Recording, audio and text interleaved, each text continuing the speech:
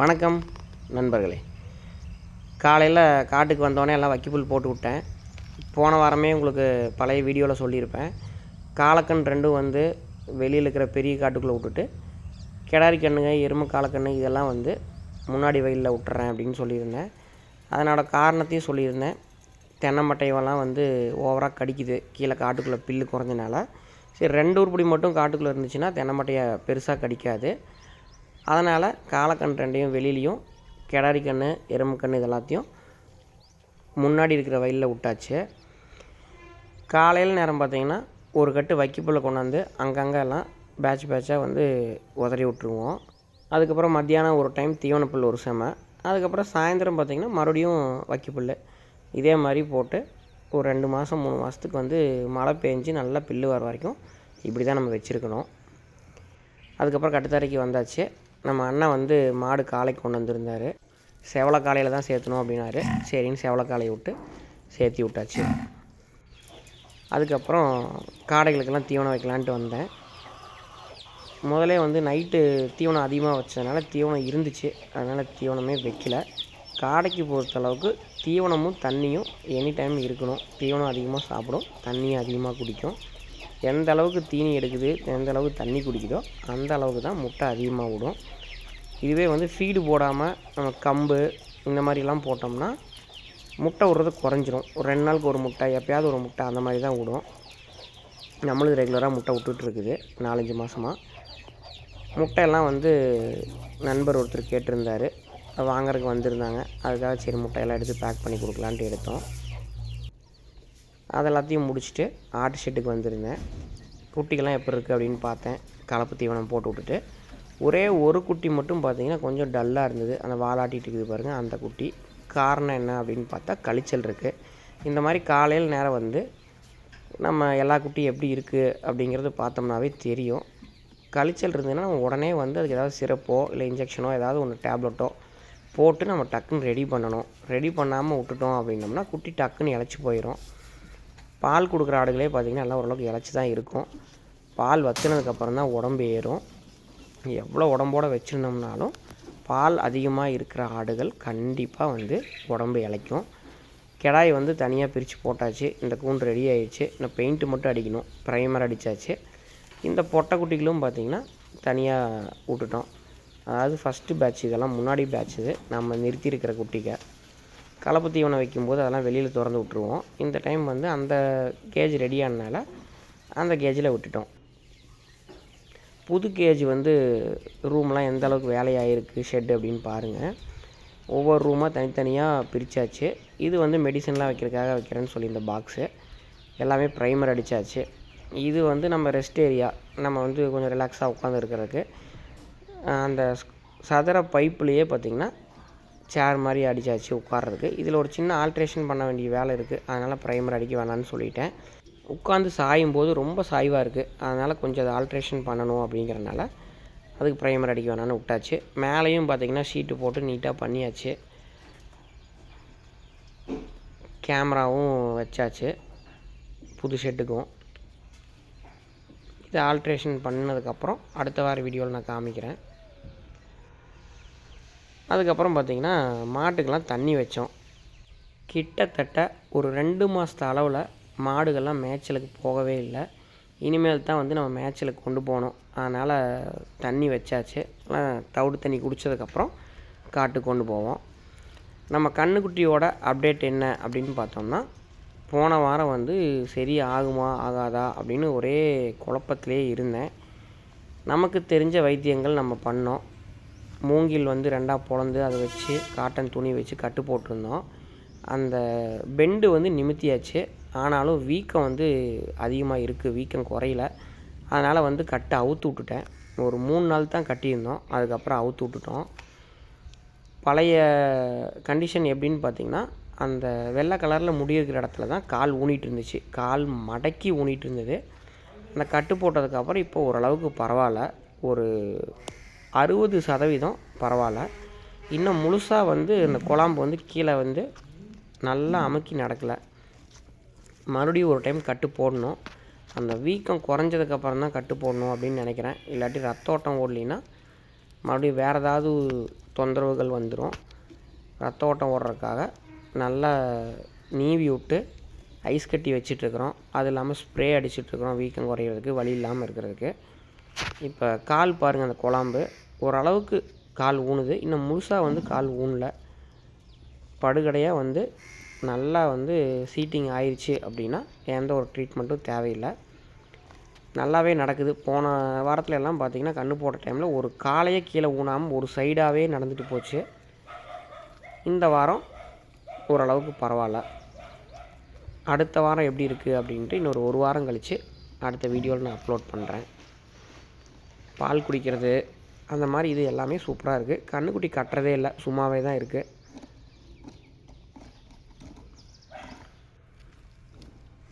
இந்த கன்றுக்குட்டி நல்லா பால் குடிச்சிட்டு ஜம்முன்னு சூப்பராக இருக்குது. காலையும் வந்து காராம்பஸ் காலையை மேலே கொண்டு போய் அந்த கல்லில் கட்டுறதில்ல, கீழே தான் இருக்குது. அந்த குழாம்பு வந்து நல்லா தேயணும் அப்படிங்கிறதுக்காக தான் மேலே கொண்டு போய் கட்டினதே. இது யாரையுமே இடிக்கிறதெல்லாம் மிரட்டுறது அந்த மாதிரி எதுவுமே கிடையாது. சரி, குழம்பு நாமளே வெட்டி விட்டோம், ஏன் நம்ம சிரமப்படுத்தி 2 கயிற்றுல வச்சுருக்கணும் அப்படின்ட்டு ஒரு கயிற்றுல அவுத்து விட்டோம். குதிரை வந்து மேதினிக்காக வெயிட் பண்ணிகிட்ருக்குது. ஒரு 4-5 நண்பர்கள் வந்து குதிரை நான் விற்பனைக்கு அப்படின்னு சொல்லியிருந்தனால வந்து பார்த்தீங்க. விலை முடிகிற கண்டிஷனில் இருக்குது. ஆனால் நம்மக்கிட்ட இருக்குமா, கொடுத்துருவோமா அப்படிங்கிறது தெரியல. நாளைக்கு கூட ஒரு பார்ட்டி வரேன்னு இருக்காங்க, வேணுங்க எடுத்துக்கிறேன் அப்படின்ட்டு. விலையில தான் இருக்குது, பார்க்கலாம். மயிலக்காலை எப்பவும் போல் புசு புசுன்ட்டே தான் இருக்குது. மயிலக்காலை மட்டும் அந்த பக்கம் இந்த பக்கம் 2 கடுத்தாரையிலையும் மாற்றி மாற்றி கட்டிக்கிறோம். குதிரைக்கு கொண்டு போய் மேதினி கொட்டியாச்சு. அவ்வளோதான். இனி அடுத்ததுக்கு சாயங்காலம் தான் மேதினி. அது வரைக்கும் வைக்க புல், தீவன புல் இந்த மாதிரி ஒன்று மாற்றி ஒன்று போட வேண்டியது தான். நம்ம டேஷ் அவுண்ட் 2மே மேட் பண்ணி ஒரு வாரம் ஒன்று இருக்கும், 2 வாரம் ஒன்று இருக்கும். சாக்லேட் வந்து ஃபஸ்ட்டே பண்ணியாச்சு. அதுக்கப்புறமா தான் நம்ம பிளாக்கு மேட் பண்ணோம். குட்டி போடுற டைமில் தான் வந்து வெயில் அதிகமாக இருக்க போகுது. நம்ம எப்படி குட்டி காப்பாற்றுறது என்னங்கிறது தான் தெரியல. இன்றைக்கி தான் வந்து 2 மாதத்துக்கு அப்புறம் ஃபஸ்ட்டு காட்டுக்கு போகுது.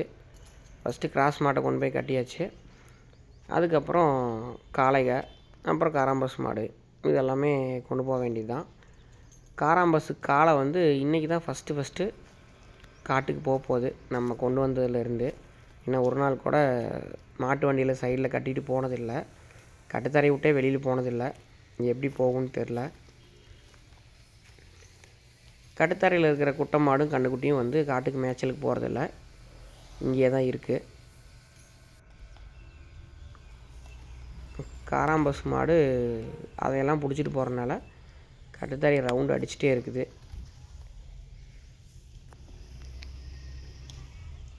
குட்டை கன்று பாருங்கள், நல்லா உடம்பு வந்துருச்சு, ஜாலியாக பால் குடிச்சிட்டு சூப்பராக இருக்குது. இது 2மே அடுத்தது வண்டி பழக்கலாம். இன்னொரு 10-15 நாளில் ரேக்லா வண்டியில் ஓட்டி பழக்கலான்னு நினைக்கிறேன். ஃபஸ்ட்டு மாட்டோட வந்து காட்டுக்கு மேய்ச்சலுக்கு போயிட்டு வந்துட்டு இருந்துச்சுன்னா கொஞ்சம் அந்த பயம் போயிடும். போனதுக்கப்புறம் வண்டி பழக்கிக்கலாம் அப்படின்ட்டு இருக்கிறேன்.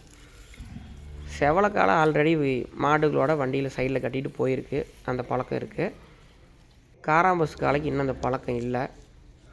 இன்னொரு 2-3 நாள், ஒரு வாரம் வண்டியில் அப்படியே சைடில் போச்சுன்னா, ரோட்டில் இந்த பஸ்ஸு, லாரி, வண்டிகள்லாம் வரும்போது பயம்லாம் போய் பழகிருச்சுன்னா அதுக்கப்புறம் நம்ம வண்டியில் பூட்டிடலாம். அதை வந்து ரேக்லா வண்டியில் பூட்டி ஓட்டலாம் அப்படின்ட்டு ஒரு யோசனையில் இருக்கேன். ரேக்லா வண்டி எடுத்தே வருஷக்கணக்காகுது. நம்ம பழைய காராம்பஸ் காலையும் மயிலக்காலையும் இருக்கும்போது அடிக்கடி ஓட்டிகிட்டு இருப்பேன். அது 2ம் கொடுத்ததுலேருந்தே ரேக்லா வண்டி நம்ம எடுக்கிறதே இல்லை. இந்த கேப்பில் வந்து செடியெல்லாம் பார்த்துட்டு போகலாம் அப்படிங்கிறதுக்காக வந்தேன். சக்கரவள்ளி கிழங்குலாம் பாருங்கள், சூப்பராக இருக்குது. பனி முடிஞ்சதுக்கப்புறம் தான் நல்லா தலைய ஆரம்பிக்குது. இதுக்கு முன்னாடி வந்து உயிர் இருந்துச்சு, ஆனால் நல்லா படரல. இப்போ தான் படர ஆரம்பிக்குது. கத்திரி செடி எல்லாமே சூப்பராக வந்துருச்சு. மல்லித்தலை மட்டும் பிடுங்கிட்டோம். செங்கேரி எல்லாமே இன்னும் இருக்குது. லைன் கீரை பாருங்கள், பில்லெல்லாம் வெட்டி விட்டதையும் சூப்பராக இருக்குது. இதெல்லாம் அறுக்கிற கண்டிஷனில் இருக்குது. இன்னும் 2 நாளில் அறுக்கணும், இல்லாட்டி முத்திரும். மயில மாட்டையும் காராம்பசு மாட்டையும் தான் வண்டியில் போட்ட போகிறோம். இது 2 தான் இப்போதைக்கு தெளிவாக வண்டியில் போகிறது. காலக்கண்ணெலாம் இன்னும் பழக்காதனால இதை தான் ஓட்டி ஆகணும். இந்த மயில மாடு கட்டுத்தரையிலே தான் இருக்கும். ஒரு 4-5 நாளைக்கு இருக்கட்டும், அதுக்கப்புறம் கொண்டு போய்க்கலாம் அப்படின்ட்டு இருக்கிறோம். கன்றுக்குட்டி நினச்ச நேரம்லாம் பால் ஊட்டிகிட்டு நடந்துகிட்ருக்குது, அதனால் அது அங்கேயே இருக்குது. இப்போ 2 மாதமாக வண்டியிலேயே பூட்டாதனால போய் கரெக்டாக அதனோட இடத்துல நிற்க மாட்டேங்குது. ரெகுலராக போயிட்டுருக்கும்போது பார்த்திங்கன்னா நோகத்தை தூக்கின உடனே வந்து முட்டிக்கும். இப்போ வர்றதுக்கு அப்படியே நீட்டி நெளிச்சிட்டு ஜாலியாக இருக்குது. அதுவும் இல்லாமல் காராம்பசு மாடு பார்த்திங்கன்னா அதிகமாக லெஃப்ட்டில் தான் போகும். 2 பக்கமே போகும், அதிகமாக பார்த்திங்கன்னா லெஃப்ட்டில் தான் போகும். அது கூட ஒரு காரணம். லெஃப்ட்லேயே இருந்தால் டக்குன்னு போய் நிற்கும், ரைட்டில் அப்படிங்கிறனால அதுவும் கொஞ்சம் ஜாலியாக போகுது.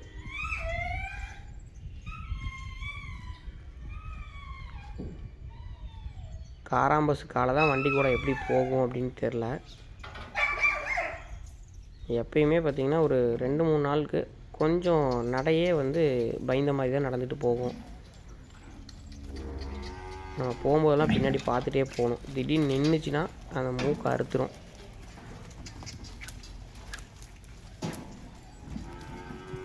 இங்கே போகிறதுக்கே காராம்பசு மாடு இத்தனை வருஷமாக வண்டிக்கு போயிட்டுருக்கிறதே அந்த பக்கம் இந்த பக்கம் அப்படியே ஆடிக்கிட்டு ஜாலியாக போகுது. ஒழுங்காக போக மாட்டேங்குது.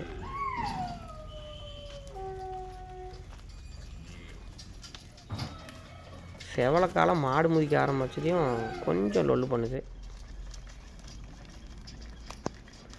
ஏதாவது இடையில போய் நின்றுச்சுன்னா என்ன பண்ணுறது அப்படின்ட்டு நானும் கூடவே போனேன் பின்னாடியே. பரவாயில்ல, அமைதியாக போயிட்டே தான் இருக்குது, எந்த தொல்லையும் இல்லை.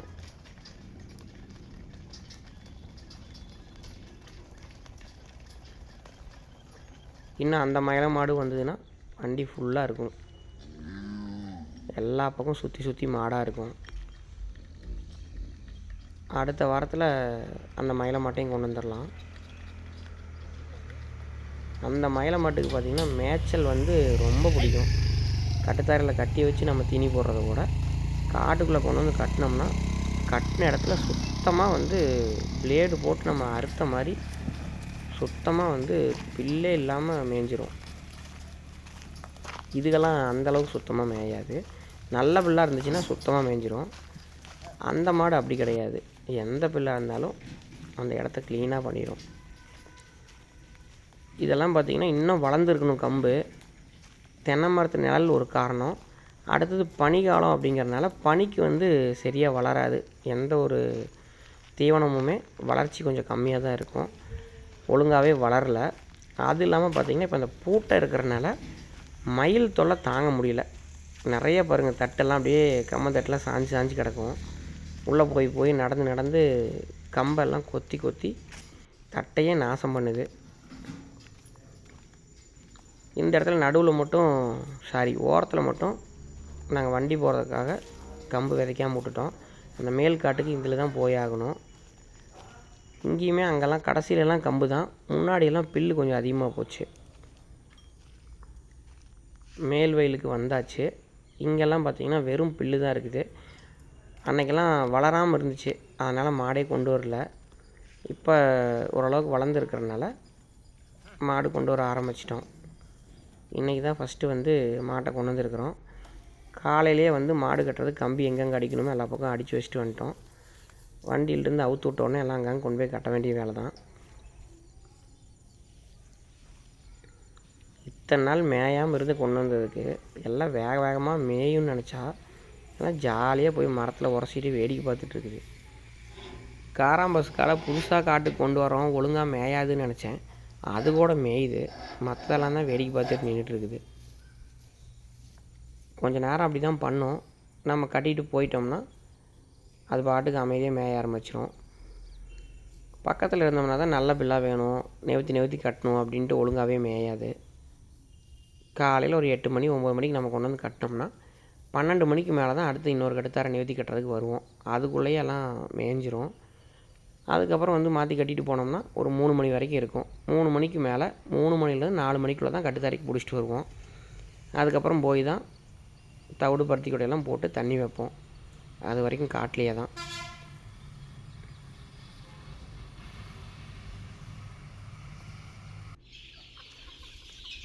எல்லா வேலையும் முடிச்சுட்டு வீட்டுக்கு வந்தாச்சு. வீட்டுக்கு வந்து நாய்க்கெலாம் சாப்பாடு வச்சு விட்டு கோழிகளுக்கெலாம் தீவனம் போட்டேன். இந்த பேந்தம் பார்த்திங்கன்னா முன்னாடி நம்ம யூடியூப்லேயே அப்லோட் பண்ணியிருப்பேன், சேல்ஸுக்கு இருக்குது அப்படின்ட்டு. கொடுத்தாச்சு. நல்ல ரெஸ்பான்ஸு. நிறையா சப்ஸ்கிரைபர் வந்து கேட்டு வாங்கிட்டாங்க. ஒரு 2-3 பேர் கொடுத்தாச்சு. இன்னும் 2 பேர் இருக்குது.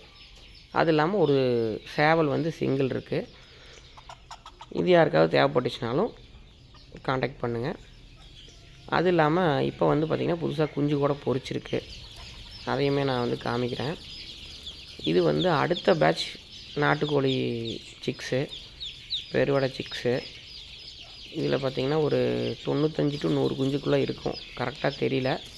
நம்ம குஞ்சு பொரிச்ச உடனே அப்படியே இறக்கி விட்டுட்டோம். இதுக்கு முன்னாடி பேட்ச் எல்லாமே வந்து புக்கிங் ஆயிடுச்சு. இன்னும் 2 நாளில் வந்து நம்ம எல்லாமே டெலிவரி கொடுக்கணும்.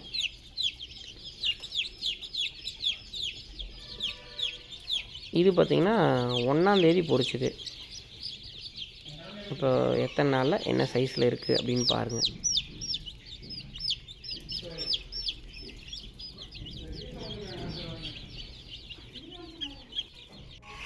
இதுதான் பார்த்திங்கன்னா முன்னாடி பழைய பேட்ச்சு. இது வந்து எல்லாமே புக் பண்ணிட்டாங்க. டெலிவரிக்கு வந்து ரெடியாக இருக்குது. இன்னும் 2 நாளில் வந்து நம்ம டெலிவரி கொடுக்கணும். ஒரு 95 சிக்ஸ் இருக்குது. எல்லாமே வந்து புக்கிங் ஆகிருச்சு. நம்ம மெஷினில் வந்து 120 முட்டை வைப்போம். பொரிக்கிறது வந்து 85, 90, 100. ஒரே ஒரு டைம் தான் 109 குஞ்சு பொரிச்சுது. இதுதான் பார்த்திங்கன்னா இன்னொரு பேட்ச் குஞ்சு இருக்குது அப்படின்னு சொல்லியிருந்தேன், ஃபேன்சி கோழி, அந்த குஞ்சுங்க. அது இல்லாமல் இந்த கோழியும் பார்த்திங்கன்னா அடைப்படுத்திருக்குது. ஒரு அட்டைப்பொட்டிக்குள்ளே கொஞ்சோண்டு கடலை போட்டு வச்சுருந்தோம். அதுக்குள்ளே போய் முட்டை விட்டு அழகாக படுத்துக்கிச்சு. தீவனப்புல் அறுத்துட்டு வந்தாங்க. ஒரு நாளைக்கு பார்த்திங்கன்னா ஒரு 7 to 8 செம நமக்கு தீவனப்புல் தேவைப்படுது. ஆட்டுக்கு மாட்டுக்கு எல்லாம் சேர்ந்து ஒரு 7-8 செம தேவைப்படும். மாடு கட்டுத்தாரையிலேயே இருந்தால் இன்னும் கொஞ்சம் சேர்த்து தேவைப்படும். காட்டில் இருக்கிறனால ஒரு 7-8 செம இருந்தால் போதும். போய் அறுத்து வச்சுட்டு வந்துட்டு டிராக்டர் எடுத்துகிட்டு போனாங்கன்னா வண்டியில் தூக்கி வச்சுட்டு வந்துடுவாங்க. கொண்டு வந்து அரைச்சி ஆட்டுக்கு மாட்டுக்கு இதுக்கெல்லாம் போட்டுருவாங்க. மற்ற மாடெலாம் காட்டுக்கு போயிடுச்சு. இப்போ கட்டுத்தரையில் இருக்கிறது இவ்வளோ தான். இதுகளுக்கெல்லாம் வந்து வைக்கப்புல் போட்டிருக்குது. காலையில் நேரம் எப்போவுமே வந்து வைக்கப்புல் தான். பசியில் போட்டால் தான் வைக்கப்புல் நல்லா சாப்பிடும். மயிலக்காலை சாப்பிட்டு முடிச்சிருச்சு. காராம்பசு இதெல்லாம் சாப்பிட்டுட்ருக்குது. இன்னொன்று பார்த்திங்கன்னா இதுகளெல்லாம் வைக்கப்புல் சாப்பிடும்போது குதிரைக்கு வந்து தீவனப்புல் போட்டு வச்சுருப்போம். குதிரைக்கு வந்து இந்த சூப்பர் நேப்பியர் புல் அதிகமாக கொடுக்கக்கூடாது. தண்டு இல்லாமல் மேல் சோவை மட்டும்தான் போடுவோம் அரைச்சி. தண்டெல்லாம் வந்து மாட்டுக்கு ஆட்டுக்கு அந்த மாதிரி அரைச்சி போட்டுருவோம். இதுக்கு அசை போடாது குதிரை. அதனால் அந்த தண்டு வந்து அசைக்கு வர்றதுக்கு கொஞ்சம் லேட் ஆகிரும். ஏதாவது வயிறு வலி பிரச்சனை வந்துடும். அதனால் மேல் சோவையை மட்டும் அரைச்சி போடுவோம். அதுக்கப்புறம் பார்த்திங்கன்னா சோளத்தட்டு வைக்கப்புல் தான் போடுவோம். காட்டில் வந்து மோட்டர் ஆன் பண்ணி விட்டு போகலாம் அப்படிங்கிறதுக்காக வந்தேன். இன்னொரு மோட்டர் ஓடிட்டு இருந்தது. அதை ஆஃப் பண்ணிவிட்டு வேறு ஒரு மோட்டர் போடலான்ட்டு எட்டி பார்த்தா ஏரியிலேருந்து தண்ணி கொஞ்சமாக வந்துட்டு இருந்தது. வர்ற இடத்துக்கு புது தண்ணி வர்றதுனால மீன்லாம் அதை உள்ளே போகிறதுக்கு ட்ரை பண்ணிவிட்டு, உள்ளே போகாது, போயிட்டு மறுபடியும் வந்துடும். அந்த இடத்துக்கு நின்று எல்லாம் விளாண்டுட்டு இருந்துச்சு. அதுக்கப்புறம் சாயங்காலமாக பார்த்திங்கன்னா ஒரு மாடு ஒன்று காலைக்கு கொண்டு வந்துருந்தாங்க. மயிலை காலைக்கு சேர்த்தணும் அப்படின்னாங்க. அவங்களுக்கு சேர்த்தி விட்டுட்டோம். அவ்வளோதான் நண்பர்கள் இந்த வீடியோ. அடுத்த வீடியோவில் சந்திக்கிறேன். நன்றி.